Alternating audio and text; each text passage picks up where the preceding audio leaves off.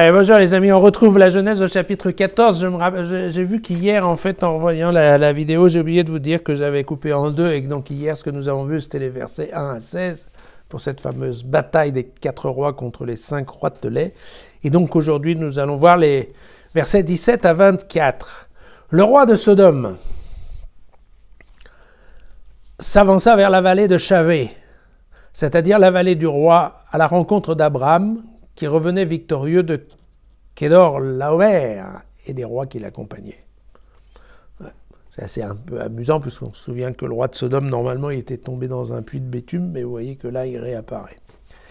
En fait, c'est Melchisédek, le roi de Salem, qui fournit du pain et du vin. Il était prêtre de Dieu, le Très-Haut, et il bénit Abraham en disant « Béni soit Abraham par le Dieu Très-Haut qui crée ciel et terre. Béni soit le Dieu Très-Haut qui a livré tes adversaires entre tes mains. » Abraham lui donna la dîme de tout. Le roi de Sodome dit à Abraham « Donne-moi les personnes et reprends tes biens. » Abraham lui répondit « Je lève la main vers le Seigneur Dieu Très-Haut qui crée ciel et terre, pas un fil. Même pas une courroie de sandales. Je jure de ne rien prendre de ce qui est à toi. Tu ne pourras pas dire, c'est moi qui ai enrichi Abraham. Cela ne me concerne en rien, sauf la nourriture de mes jeunes.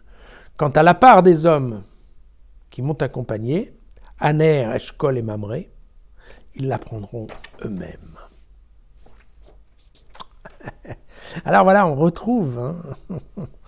On retrouve l'Abraham guerrier qui à nouveau s'est transformé à nouveau dans l'Abraham magnanime, au bienveillant.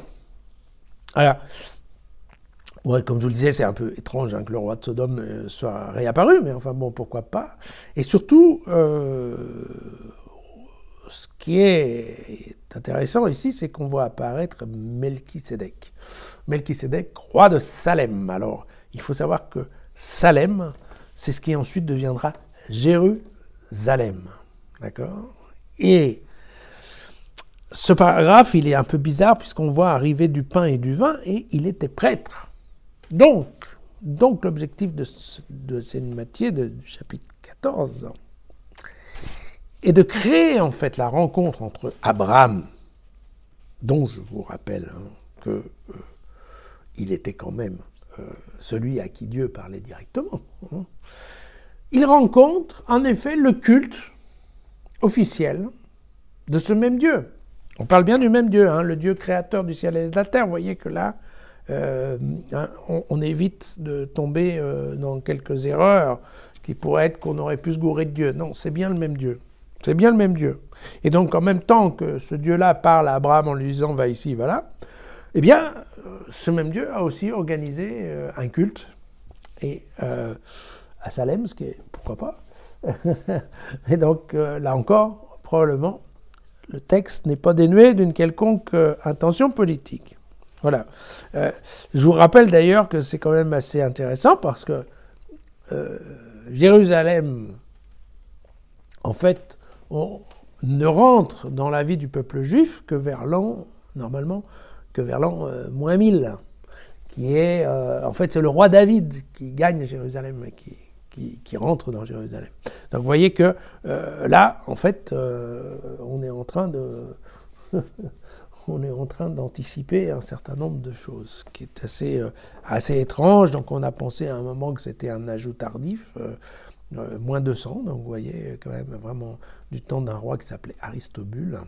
Mais en fait c'est embêtant parce qu'en moins 200, en fait, les textes de la Genèse étaient déjà complètement figés et connus, donc ça peut pas être ça. Donc voilà, les gens ne savent pas trop comment ce paragraphe et comment Melchisédek est venu tout d'un coup apparaître ici.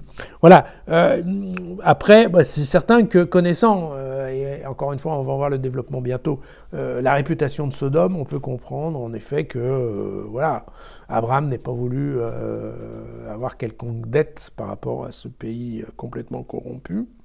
Et donc vous voyez que là, en effet, il fait preuve tout à fait magnanime, voilà, alors que normalement, effectivement, une fois qu'il a réussi à vaincre les rois, enfin le roi qui restait, eh bien, normalement, de toute évidence, il aurait pu récupérer un peu ce qu'il voulait de la part du roi de Sodome.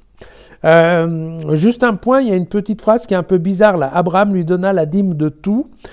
C'est quoi? On est en train de parler de l'impôt religieux tout simplement. Et donc, quand il y a décrit Abraham lui donna la dîme de tout, ça veut dire qu'Abraham reconnaît que Melchisédek, outre le fait qu'il est roi, est vraiment un prêtre. Et donc, c'est une reconnaissance. La phrase a été mise ici pour qu'il soit bien clair pour tout le monde. Évidemment, ça doit être un passage sacerdotal. Qu'Abraham, dès le départ, reconnaît le pouvoir et l'autorité du culte et des prêtres. Voilà. Encore une fois, ce n'est pas un texte complètement gratuit. Voilà, à demain.